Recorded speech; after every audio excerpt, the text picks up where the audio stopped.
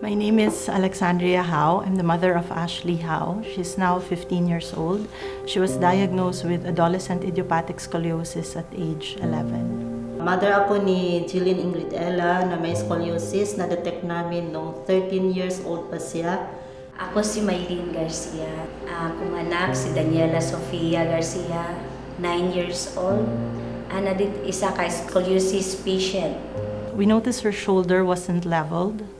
I thought it was like it was Christmas time. Somebody gave her a dress, and I thought it was just like a trend that the dresses would be higher on one side.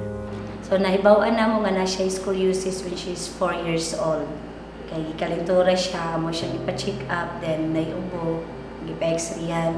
Na-check namin 28 degrees na. After 3 months, pina-check up, pina-x-ray namin ulit. Nagiging 38 degrees. We went to the pediatrician and he made her do a forwards bend. And he said, you better see an orthopedic doctor or a spine doctor for this. Nagsuot siya ng body brace for 1.5 years. And with therapy, paminsan lang, every Saturday kasi estudyante.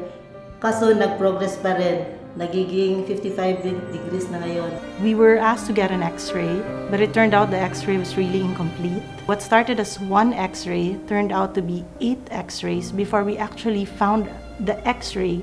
We actually got a complete reading for scoliosis. So whatever I was reading online wasn't adding up to what we were getting. As parent, i-take na mo in a positive way. Pakita na mo sa bata, okay lang para dili siya mag-uulon sa iyahang sakit. Dili siya makaingon nga na problema sa iyaha. In-advise kami na magpunta sa surgeon. So 5 surgeon pinuntahan namin. Pare-pareho ang advice for surgery talaga siya.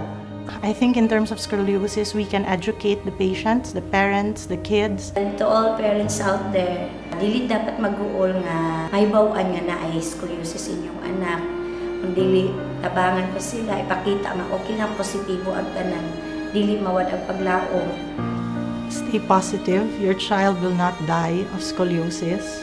Dapat, pag nanay mga nahibawan sa mga bantayan sa bata, nga marang nahiwi na ang likod, nagasakit ang likod, ipa-check up yun siya para mahibawan kung nabagin siya scoliosis.